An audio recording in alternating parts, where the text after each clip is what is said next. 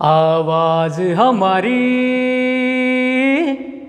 इसी वादी में रहेगी, गूंजेगा गीत सुहाना, हमको न भुलाना कभी, हमको न भुलाना, हमको न भुलाना कभी, हमको न भुलाना। आवाज हमारी इसी वादी में रहेगी। नमस्ते सभी को, उन्नयन बिहार पश्चिम चंपारण के डिजिटल टीचिंग लर्निंग प्लेटफॉर्म पे स्वागत है आप सभी का। और आज जैसा कि ग्रीन बोर्ड पे आप देख सकते हैं, क्लास 9th की इंग्लिश प्रोज सेक्शन की एक चैप्टर इको एंड नार्सिसस की पढ़ाई की जाएगी। आज के इस क्लास में हम लोग देखेंगे कि इस चैप्टर का क्या परिचय है और इसमें ग्लोसरी एंड नोट्स दिए हुए हैं। उन ग्लोसरी एंड नोट्स के जो वर्ड्स हैं उन पर भी चर्चा करेंगे और फिर इस कहानी का पैराफ्रेजिंग करेंगे और अल्टीमेटली इसका कंक्लूजन निकालेंगे। और ये बहुत ही इंटरेस्टिंग स्टोरी है, एक मीथ है ये। तो आइए देखते हैं इसमें किस तरह के शब्दों के इस्तेमाल किए गए हैं। ग्लोसरी एंड नोट्स के अंतर्गत आप देख सकते हैं MYTH, मीथ। मीथ का मतलब होता है पौराणिक कथा या मिथक। मिथक क्या होता है? तो जो पुरानी कहावतें वगैरह होती हैं, कहानियाँ वगैरह होती हैं, उन कहानियों का कोई वैज्ञानिक जो है आधार नहीं होता है, उन कहानियों को हम लोग मीथ कहते हैं। दूसरा जो वर्ड है वो है मिथोलॉजी। मिथोलॉजी कहते हैं पौराणिक शास्त्र को, मतलब पौराणिक मिथक के अध्ययन को मिथोलॉजी कहते हैं। मिथक के अध्ययन को ही हम लोग मिथोलॉजी कहते हैं, पौराणिक शास्त्र कहते हैं। इको का मतलब आप जानते ही है, प्रतिध्वनि। इको का मतलब प्रतिध्वनि, गूंज।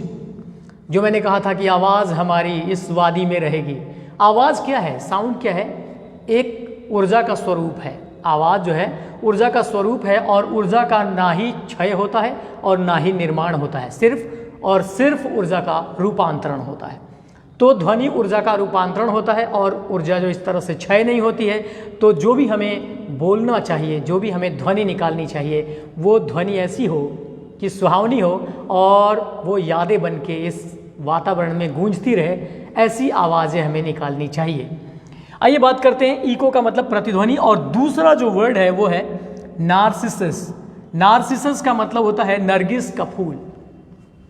इको और नार्सिसस, यहाँ दो कैरेक्टर बनाए गए हैं इस मीथ में, इस पौराणिक कथा में।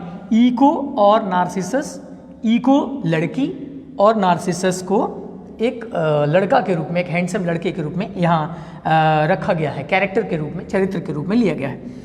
रेंडर मीन्स होता है प्रस्तुत करना, देख सकते हैं, और रोम मीन्स होता है भटकना। स्पाई मीन्स होता है गुप्त रूप से देखना। नीम्फ मीन्स होता है अप्सरा। चैटरर मीन्स बकबक करने वाला। स्टम्बल अपॉन मतलब होता है अचानक किसी से नाउमीद ढंग से मिल जाना। जीव्स कौन होते हैं? तो ग्रीक मिथोलॉजी में जीव जो है वो देवताओं के राजा को कहा जाता है, किंग ऑफ गॉड्स। देवताओं के राजा को जीव्स कहते हैं। इलिसिट का मतलब होता है अवैध। इवेंचुअली मतलब अंततः, आखिरकार। और विदर मीन्स होता है मुरझा जाना। और संकन का मतलब होता है सिकुड़ा हुआ, सिकुड़ जाना। ठीक है, तो इस तरह के शब्दों से परिचय होगा। आइए बात करते हैं एक मॉडल रीडिंग की। इस चैप्टर की एक मॉडल रीडिंग करेंगे, पैराग्राफ वाइज उसकी मीनिंग्स को निकालने का प्रयास करेंगे। आइए शुरू करते हैं। Echo and Narcissus. Not many men और even gods were as handsome as young Narcissus. So fair was he that almost everyone who saw him fell in love with him that moment. ये एक paragraph है। Not many men or even gods were as handsome as young Narcissus. Narcissus Nargis का फूल होता है और नरगिस के फूल में आप देखेंगे कि बीच में जो है वो क्या होता है, नरगिस का जो फूल होता है उसको उसमें क्या रहता है, तो उसके बीच में गोल्डन कलर का एक जो है बीच में दल होता है और वो बहुत ही आकर्षक होता है। और उसके स्टेम जो होते हैं हरे रंग का स्टेम होता है ना। और ये क्या होता है, पोखर तालाबों के किनारे किनारे ये फूल उगते हैं। तो आइए बात करते हैं क्या मतलब होता है। मतलब है कि not many main or even gods were as handsome as young Narcissus. ना ही बहुत लोग, यहाँ तक कि भगवान, यहाँ तक कि देवताओं, ना तो बहुत से लोग, ना ही देवता, बहुत से देवता भी उतने सुंदर, उतने खूबसूरत थे जितना कि जवान नार्सिसस था। नार्सिसस को यहाँ मेल कैरेक्टर के रूप में लिया गया है। नरगिस का जो फूल है, इसमें बताया जाता है एक मिथक के रूप में कि नरगिस के फूल बना कैसे, प्रतिध्वनि बनी कैसे, मतलब इनका कैसे निर्माण हुआ। तो एक कथा के रूप में बताया जा रहा है कि ध्वनि कैसे बनी, ये प्रतिध्वनि जो थी वो प्रतिध्वनि कैसे बनी, एक लड़की से प्रतिध्वनि कैसे बन गई, नरगिस का फूल एक बहुत ही खूबसूरत लड़के से नरगिस का फूल कैसे बन गया, ये एक मिथक है। तो कह रहे हैं कि नॉट मेनी मेन और even gods were as handsome as young Narcissus. बहुत से लोग, यहाँ तक कि ईश्वर, बहुत से देवता भी उतने खूबसूरत नहीं थे जितना नरगिस खूबसूरत था। जवान नरगिस जितना खूबसूरत था उतने खूबसूरत बहुत सारे लोग भी नहीं थे, यहाँ तक कि देवताओं में से भी बहुत लोग इतने खूबसूरत नहीं थे। So fair was he that almost everyone who saw him fell in love with him that moment. इतना सुंदर था वो, so fair was he, इतना खूबसूरत वह था, that कि almost everyone, लगभग सभी लोग जो भी उसे देखते थे उसी क्षण उन्हें प्रेम हो जाता था, तत्क्षण प्रेम हो जाता था। फर्स्ट साइट लव जिसे कहते हैं, एक ही दृष्टिकोण में, एक ही दृष्टि में प्रेम हो जाना, इतना खूबसूरत था। तो कह रहे हैं पैराग्राफ में, पहली पैराग्राफ में ये बात आती है कि बहुत से लोग, यहाँ तक कि देवता भी उतने खूबसूरत नहीं थे जितना जवान नार्सिसस था। इतना खूबसूरत वो था कि उसे देखते ही पहली नज़र में प्रेम हो जाता था। Well, we find the description of the beauty, the handsomeness of young Narcissus. Even gods were not as fair as young Narcissus, and he was so attractive that even the first sight caused love for him. Second paragraph का model reading करते हैं तो इसमें पाते हैं, one day as Narcissus roamed the forest with his hunting companions, he was spied by the watchful nymph Echo. She had once been a great chatterer, ready to talk to any passer-by on any subject at any time. And on several occasions she had detained goddess Hera with hours of casual talks, just as Hera was on the point of stumbling upon Zeus with one of his illicit loves. Eventually Hera grew so annoyed that she put a curse on Echo, and from that time on, the unfortunate nymph could say nothing but the last few words that she heard. Well, this is what the second paragraph of this chapter. इस second paragraph में क्या लिखा हुआ है? तो लिखा हुआ कि एक दिन नार्सिसस जंगलों में भटक रहा था, घूम रहा था। एमलेसली रोम मतलब होता है यूं ही घूमना। तो एक दिन नार्सिसस यूं ही जंगलों में भटक रहा था अपने शिकारी मित्रों के साथ, हंटिंग कंपेनियन के साथ। शिकार करने लोग जाते थे पहले ज़माने में। तो कह रहा है कि एक दिन नार्सिसस जो था, जो बहुत ही खूबसूरत यंग लड़का था, वो अपने शिकारी मित्रों के साथ जंगलों में भटक रहा था। उसको जो है चुपके से, गुप्त रूप से ईको देख रही थी। ईको कौन है? अप्सरा। निम्फ मीन्स क्या होता है? अप्सरा। अप्सराएं बहुत खूबसूरत होती हैं और वो इमेजिनरी कैरेक्टर होती हैं। रियल लाइफ में अप्सराएं पता नहीं होती कि नहीं होती हैं, और ये हम लोग मीथ पढ़ रहे हैं तो मिथक ही है सब। तो ईको कौन सी थी? एक अप्सरा थी।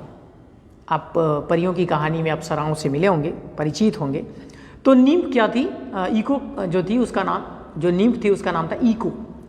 ईको जो थी, जो अब आज की प्रतिध्वनि बना है, वो एक पहले अप्सरा हुआ करती थी। तो कह रहा है कि एक दिन जब नरगिस जंगलों में अपने शिकारी मित्रों के साथ घूम रहे थे तो उनको जो है चुपके से, गुप्त रूप से ईको अप्सरा उन्हें देख रही थी। She had once been a great chatterer. अब बताया जा रहा है कि ईको क्या थी। तो सबसे पहले, बहुत समय पहले, ईको जो थी वो एक बहुत ही बकबक करने वाली, बड़बोली जो है अप्सरा थी। वो किसी भी गुजरने वाले से तैयार हो जाती थी बात करने के लिए, किसी भी मुद्दे पे, किसी भी विषय पे, किसी भी वक्त। कुछ लोग होते हैं बक करने वाले लोग।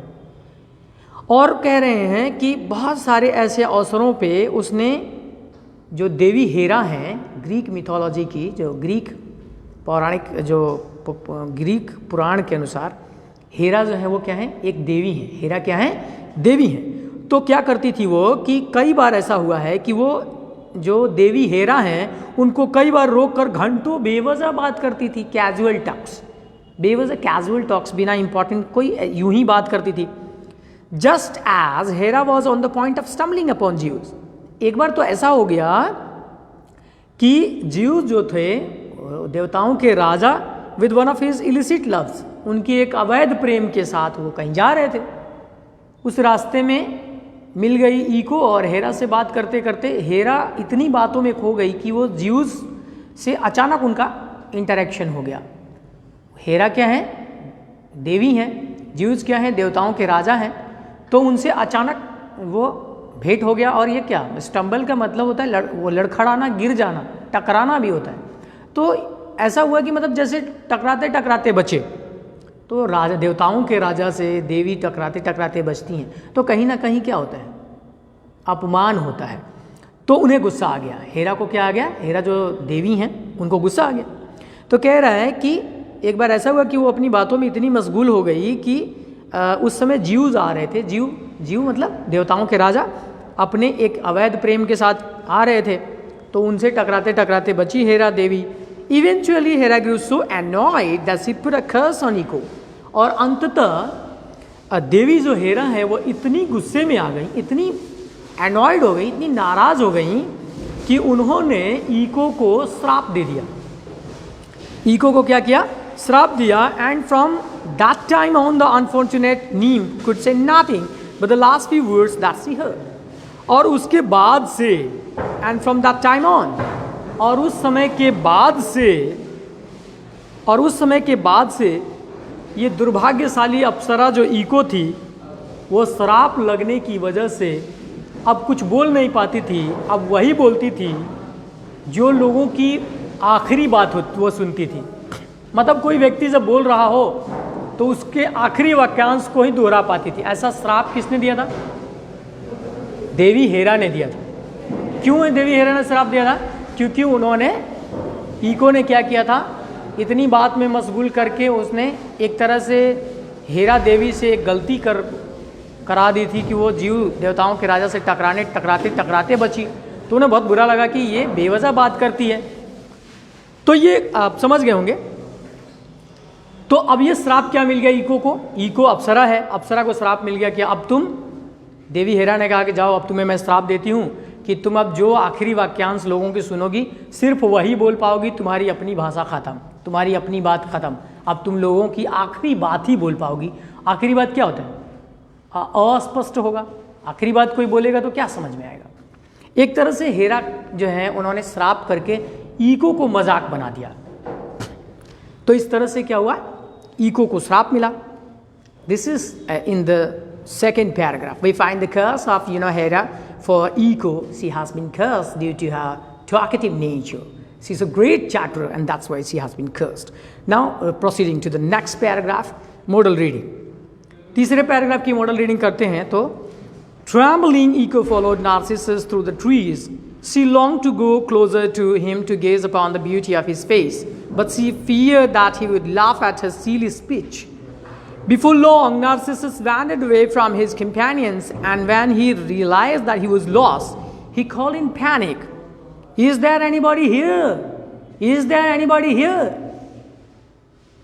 तीसरे पैराग्राफ में हम देखते हैं कहानी मिक्सअप हो रहा है। सबसे पहले कहानी में हमने इंट्रोडक्शन किसका देखा? इस मीथ में, इस पौराणिक कथा में सबसे पहले हम परिचय पाते हैं नरगिस का। नरगिस कौन है? बहुत ही हैंडसम जवान आदमी है। वो अभी कहाँ है? वो जंगलों में भटक रहा है शिकारी, उसके शिकारी मित्रों के साथ। अब हुआ यूं, अब बीच में ईको का इंट्रोडक्शन हो रहा है कि ईको कौन है। तो ईको क्या है? तो ईको बहुत ही बातूनी अप्सरा थी। तो वो हेरा देवी को रोक लेती है, कई बार घंटों बात करती है। हेरा देवी को रोकने की वजह से वो ज्यूस देवताओं के राजा से टकराते टकराते बचती हैं। उन्हें गुस्सा आता है, श्राप दे देती हैं, अब तुम जाओ, जो भी बोलोगी वो आखिरी शब्द ही हो, लोगों के सुने हुए आखिरी शब्द ही बोल पाओगी। तो इस तरह से हमारा परिचय किससे किससे हो गया? नरगिस, जो नरगिस का फूल बना, वो हैंडसम आदमी से हमारा परिचय हो गया कि वो एक आदमी हुआ करता था। ईको से परिचय हुआ कि वो एक अप्सरा हुआ करती थी। अब इंटरेक्शन होगा दोनों में। दोनों में इंटरेक्शन का मतलब क्या हुआ? अब हम सीन कहाँ पहुँचता है, सीन पहुँचता है कि अब जंगल में ईको जो है किसको देख ली है, नार्सिसस को देख ली है। नार्सिसस बहुत ही खूबसूरत है। तो अब कहानी आगे बढ़ते हुए कहता है कि कांपती हुई जो प्रतिध्वनि है, इको है, वह नार्सिसस का पीछा करती है। कांपती हुई, कांप रही, डर के मारे कांपती हुई। अब डर किस बात की है, इतना खूबसूरत आदमी और ये बातूनी सिर्फ लास्ट वर्ड बोलने वाली लड़की पीछा कर रही है, तो उसको इस बात का डर है कि कहीं उसे तिरस्कृत ना कर दिया जाए। तो कांपती हुई प्रतिध्वनि जो है वह नरगिस का पीछा करती है पेड़ों से होकर। वो उसके करीब जाकर उससे करीब से देखना चाहती है, उसके चेहरे की खूबसूरती को, लेकिन उसे डर लगता है कि कहीं उसकी जो बेकार बात करने का तरीका, जो सीली स्पीच है, जो मूर्खतापूर्ण बातें हैं, कहीं उसको सुन के नरगिस को हंसी ना आ जाए, मतलब कहीं मजाक ना बना दे। तो इसलिए वो क्या करती है, छुपते फिरती है।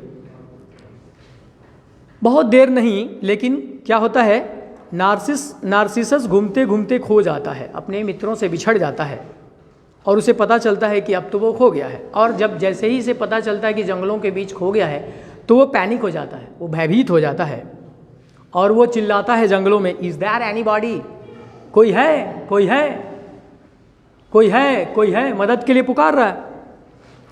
अब आप क्या समझ रहे हैं, अब तो वो बोल रहा है कोई है, कोई है, इज देयर एनीबॉडी हियर, कोई यहाँ है, कोई यहाँ है। लास्ट वर्ड कौन सा बचा, हियर। अब इको को तो श्राप मिला है, वो जो भी बोलेगी वो लास्ट वर्ड ही बोल पाएगी, वो भी सुन के। इको कहती है 4th पैराग्राफ में, हियर कॉल्ड इको, इको चिल्ला रही है, यहाँ यहाँ यहाँ। Mystified by this reply Narcissus shouted, come. इस आवाज से मिस्टिफाइड होकर, मिस्टिफाइड रहस्यमयी आवाज है, वो अकबका जाता है, मतलब आश्चर्यचकित हो जाता है। तो मिस्टिफाइड, आश्चर्यचकित होकर के वो कहता आओ, चिल्लाता है नरगिस आओ। अब तो यही एक आखिरी वर्ड था, अब वो भी चिल्लाती है, कम, शाउटेड इको, इको भी कहती है आओ।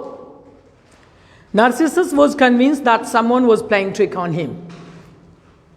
नार्सिसस ये समझ लेता है कि कोई उसके साथ मजाक कर रहा है। Playing trick on someone, playing trick on someone का मतलब हुआ मजाक करना। तो नरगिस ये रियलाइज करता है कि उसका कोई मजाक उड़ा रहा है। अब वो कहता है, why are you avoiding me, he called. The only answer he heard was his own question repeated from the woods. Why are you avoiding me, he called. वो चिल्लाता है, तुम मुझे क्यों नजरअंदाज कर रहे हो, तुम मुझे क्यों नजरअंदाज कर रही हो। सिर्फ उत्तर उसे मिलता है, उसका अपना ही प्रश्न रिपीट हो जाता है, क्योंकि उसको तो प्रश्न मतलब वाक्यांश को ही दोहराना है, अपनी बात तो बोल नहीं पाएगी।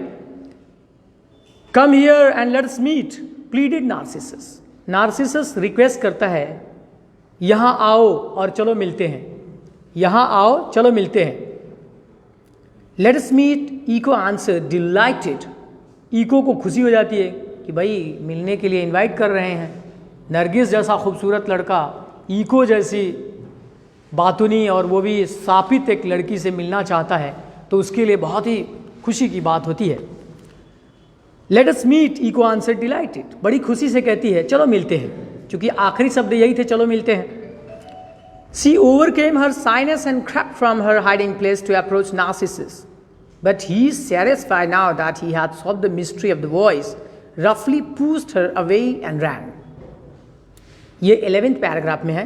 तो 11th पैराग्राफ का मतलब हुआ कि she overcame her shyness, वह अपनी शर्म पर काबू पा लेती है। उसकी जो उसके अंदर जो शर्म था कि मैं नहीं अच्छा बोल पाऊंगी, मैं तो बड़बड़ाने वाली हूँ, तो अब चूंकि कहता है आओ और ये भी कह दी है कि आओ, तो उसे लगता है कि चलो इनविटेशन है मिलने का, तो वो अपने शर्म को त्याग करके चुपके से अपने छुपे हुए जगह से निकलती है और नार्सिसस के सामने पहुंचती है। लेकिन वो नार्सिसस अब संतुष्ट हो गया, अच्छा हमने रहस्य को क्या किया, हमने रहस्य को सॉल्व कर दिया, अब हमारे पास कोई रहस्य नहीं। अच्छा यही है, यही बार बार हमको रिपीट कर रही है, यही हैरान कर रही है, यही परेशान कर रही है। उसने क्या किया, दुर्व्यवहार कर दिया उसके साथ, उसने बुरी तरह से उसको धक्का दे दिया, रफली pushed her away and ran, उसको जोर से धक्का देके भाग गया। वो तो खूबसूरत था ही, घमंडी था, खूबसूरत था। I would die before I would have you near me, तुम्हारे नज़दीक होने से अच्छा तो मैं मर जाऊंगा, मैं तो मर जाऊंगा तुम्हारे नज़दीक आने से। मतलब बेहतर होगा कि मैं मर जाऊं, तुम्हारे नज़दीक जाऊं, तुम्हारे जैसे बदसूरत आदमी के पास मैं जाऊंगा, ऐसा बोल के भाग जाता है। नरगिस भागता है। He shouted mockingly over his shoulder, अपनी कंधों से वो आवाज़ करके वो निकल जाता है, उसका मजाक उड़ा के। Helpless Echo had to call after him, I would have you near me. और बेचारी असहाय ईको, चूंकि उसको आखिरी शब्द ही बोलना है, तो वो क्या कहती है उसके बाद, कहती है आई वुड हैव यू नियर मी, मैं तुम्हें अपने नज़दीक होने दूंगी। अब तो वो मैं तुम्हें अपने नज़दीक होने नहीं दूंगा, इससे अच्छा बेहतर मर जाऊंगा अपने नज़दीक होने दूंगा से। तब ये जो आखिरी शब्द बचता है वही वो बोलती है हेल्पलेसली, उसके पास कोई ये नहीं है, कोई उपाय नहीं है। The nymph was so embarrassed and ashamed that she hid herself in dark cave and never came into air and sunlight again.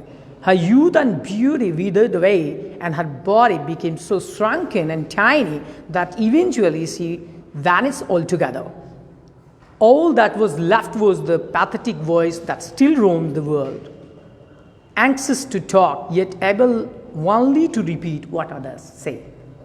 This is what the 14th paragraph. 14वें पैराग्राफ में कहते हैं कि द नीम्फ वॉज सो इम्बैरेस्ड, वो अप्सरा इतनी शर्मिंदित हो गई, ashamed, इतनी लज्जित हो गई, that she hid herself in dark cave, कि वो एक गुफा में जाकर अपने आप को छुपा ली। नरगिस ने उसकी जो बेइज्जती की उससे इतनी शर्मिंदित हो गई कि वो दौड़ के गई गुफा में और गुफा में ही छुप गई। इसके अलावा क्या हुआ, and never came into air and sunlight again, और हवा और सूरज की रोशनी में कभी वापस आई ही नहीं, उसी में उस अंधेरी गुफा में ही रह गई। Her youth and beauty withered away, उसकी जवानी और उसकी खूबसूरती दोनों जो है उसका क्षय हो गया, विदर हो गया, मुरझा गया, क्षय हो गया। And her body became so shrunken, और उसका शरीर इतना सिकुड़ गया, एंड टाइनी, और इतना छोटा हो गया, दैट इवेंचुअली, कि अंततः सी वैनिश ऑल टुगेदर, कि वह बिल्कुल ही गायब हो गई। उसका पूरा फिजिकल जो बॉडी था वो सब नष्ट हो गया, बचा क्या, सिर्फ आवाज। All that was left the pathetic voice, सिर्फ बच गया वो दयनीय आवाज। पैथेटिक मतलब होता है पिटिएबल, जो पीटी कॉज करे, मतलब दया आए जिस पर, तो दयनीय आवाज उसकी बच गई। That still Rome the world, जो आज भी संसार में रोम करता, भटकते रहता है, संसार में भटकता है वो आवाज जिसको इको कहते हैं, प्रतिध्वनि कहते हैं। Okay, anxious to talk yet able only to repeat what others say, वो बेचैन होती है बात करने को, लेकिन सिर्फ वो वही बोल पाती है जो दूसरे लोग कहते हैं। तो आपको पता है, और ये तो हो गया कि इको प्रतिध्वनि बनी कैसे, ये पुराणों की बात हुई। लेकिन साउंड जब आप चैप्टर विज्ञान में पढ़ेंगे तब जानेंगे कि प्रतिध्वनि कैसे बनती है। प्रतिध्वनि जो है खाली जगहों में जो हवा की जो ध्वनि की तरंगे होती हैं, जब वो टकराती हैं तो फिर वापस आती हैं और वो प्रतिध्वनि के रूप में गूंजता है। तो ये कहानी ऐसा नहीं कि रियलिस्टिक स्टोरी है, ये एक मीथक है। तो ये बताया जा रहा है कि इस तरह से प्रतिध्वनि का निर्माण हुआ। अब आगे की कहानी में ये देखते हैं कि नरगिस का क्या हुआ, जो इतना खूबसूरत था, जिसने इको को धक्का देके उसकी बेइज्जती करके भाग गया, उसका क्या हुआ। वेल, ये बातें आपको 15th नंबर पैराग्राफ में मिलेगा। Poor Echo was not only one to be treated brutally by Narcissus, he had played with many hearts, and at last one of those he had scorned prayed to the gods that Narcissus would someday find himself scorned by one he loved. The prayer was heard and granted. Poor Eco, बेचारी जो प्रतिध्वनि थी वही सिर्फ दुर्व्यवहारित नहीं थी, मतलब Narcissus Nargis के द्वारा सिर्फ इको का ही तिरस्कार नहीं किया गया था, सिर्फ इको की ही बेइज्जती नरगिस ने अपनी खूबसूरती के घमंड में नहीं किया था। He had played with many hearts, उसने बहुत सारे दिल के साथ खेल लिया था, और अंत में उनमें से एक तिरस्कृत व्यक्ति ने, औरत ने, महिला ने ईश्वर से प्रार्थना किया कि नरगिस को भी तिरस्कार मिले जिससे वो बहुत ज़्यादा प्रेम करता है। नरगिस ने बहुत लोगों का दिल तोड़ा, बहुतों दिलों से खेला। तो भाई एक उसी में से किसी ने प्रार्थना किया ईश्वर से कि हे भगवान, जैसे वो हमारा मजाक बनाता है, हम उससे प्रेम करना चाहते हैं, वो हमारे प्रेम को तिरस्कृत करता है, उसी तरह उसकी जो प्रेम है, वह जिससे प्रेम करता है वह प्रेम भी उसे तिरस्कृत करे, मतलब रिवेंज के लिए उसका बदला सदे। The prayer was heard and granted, ये प्रार्थना सुन ली गई ईश्वर के द्वारा और प्रदान कर दी गई। ये प्रार्थना सुन ली गई और इस प्रार्थना को कबूल कर लिया गया। 16 नंबर पैराग्राफ में पढ़ेंगे, tired and thirsty from his hunting, Narcissus through himself down beside a still clear pool to drink. As he leaned over the shining surface, he saw the reflection of the most beautiful face he had ever seen. His heart trembled at the sight, and he could not tear himself away from it, his own image. Tired and thirsty, पूरी तरह से थका हुआ, प्यासा, अपने शिकार से थका हुआ और प्यासा नरगिस जो है वह कहाँ चला गया? एक शांत तालाब के किनारे पानी पीने के लिए चला गया। स्टिल मतलब शांत, शांत तालाब है, पानी साफ सुथरी पानी है, उस पानी में वहाँ चला गया कि वहाँ आराम करेगा, पानी पिएगा। As he lean over the shining surface, जैसे ही वह चमकदार, पानी की चमकदार सतह पर जैसे ही वह झुका, लीन मतलब तो झुकना, LEAN, जैसे ही वह पानी की सतह पर झुका, he saw the reflection of the most beautiful face, उसने बहुत ही खूबसूरत चेहरे का जो है रिफ्लेक्शन देखा, परावर्तन देखा। बहुत ही खूबसूरत चेहरे का परावर्तन जब देखा, उतना खूबसूरत कभी देखा नहीं था ऐसा चेहरा, उसको अपना ही चेहरा नहीं देखा था, नरगिस अपना ही चेहरा कभी नहीं देखा था। और जैसे ही झुका और उसको अपना चेहरा दिखाई दिया, okay, his heart trembled at the site, उसका दिल जो है कांपने लगा देखकर उस दृश्य को, और वह अपने आप को उस दृश्य से अलग कर ही नहीं पाया जो उसकी अपनी ही तस्वीर थी। तो किस चीज़ का घमंड था उसे? अपने चेहरे से घमंड था, अपनी खूबसूरती से, और उसी की खूबसूरती उसे अब मोह लिया। अब वो इतना ज़्यादा उसमें खो गया कि वहाँ से वो उठ ही नहीं पाया। श्राप भी तो था कि जिस चीज़ से प्रेम करेगा वो चीज़ उसे धोखा देगा। तो वो अपने चेहरे से, अपनी खूबसूरती से प्रेम करता था, उसकी खूबसूरती ने उसे धोखा दिया। For a long time, Narcissus remained there beside the pool, never raising his eyes from the surface, and from time to time murmuring words of love. At last his body withered away and became the stem of a flower, and his head the lovely gold and white blossom, which still looks into quiet pools and is called Narcissus. इस तरह से हम देखते हैं कि नरगिस का फूल बना कैसे। 17वें नंबर पैराग्राफ में लिखा हुआ है कि फॉर अ लॉन्ग टाइम, लंबे देर तक नरगिस जो है वही उस तालाब के किनारे पड़ा रहा, अपनी आंखें सतह से कभी नहीं हटाया, और समय समय पर प्रेम के शब्द बुदबुदाता था। प्रेम के शब्द, प्रेम उत्पन्न करने वाले शब्द, प्रेम से प्रेरित शब्दों को बुदबुदाते बुदबुदाते रहा। अंत में उसका जो शरीर था वह मुरझा गया। अंत में जो आदमी था वो नरगिस, वो उसका शरीर पूरा गल गया, मुरझा गया, खत्म हो गया, और वो शरीर जो है वो क्या बन गया? फूल का डंठल बन गया। उसका जो बॉडी है, जैसे मैं खड़ा हूँ तो मेरा जो बॉडी है वो डंठल बन गया फूल का, ठीक है। और जो सिर था, जो चेहरा था, सिर और चेहरा मिलके क्या बन गया? His head the lovely gold, उसका हेड जो था वो गोल्ड कलर का, एंड वाइट ब्लॉसम, और चेहरा वाइट कलर का। तो जब आप नरगिस का फूल देखेंगे तो वो कैसा होता है?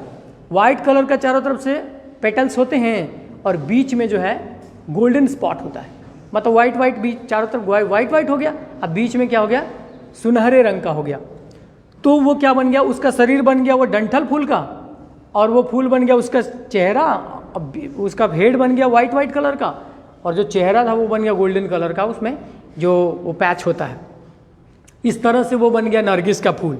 और नरगिस की फूल आप देखेंगे हमेशा तालाबों के किनारे, पानी के किनारे, नदियों के किनारे ही होता है। तो इस तरह से इस मीथ में, इस कहानी में, इस पुराण में, इस ग्रीक मिथोलॉजी में ये बताने का प्रयास किया जा रहा है कि प्रतिध्वनि कैसे बनी, जो गूंजती है प्रतिध्वनि वो कैसे बनी, और नरगिस का फूल कैसे बना। I hope you enjoyed this story. Well this is what the myth. But हमें जो है ये नहीं सोचना है कि सही मायने में ऐसे ही प्रतिध्वनि बनी और ऐसे ही नरगिस का फूल बना। ये मीथ है, ये एंटरटेन करने के लिए है। तो हमें इस कहानी को अपने से भी पढ़ना है और इसके जो वर्ड मीनिंग्स हैं उसको याद कर लेना है, और इन वर्ड्स पे आप अपने स्तर से खुद के शब्द बनाएंगे तो ये शब्द आपके अपने हो जाएंगे। आज के इस क्लास में इतना ही। बहुत बहुत धन्यवाद। Take care of yourself. Bye bye.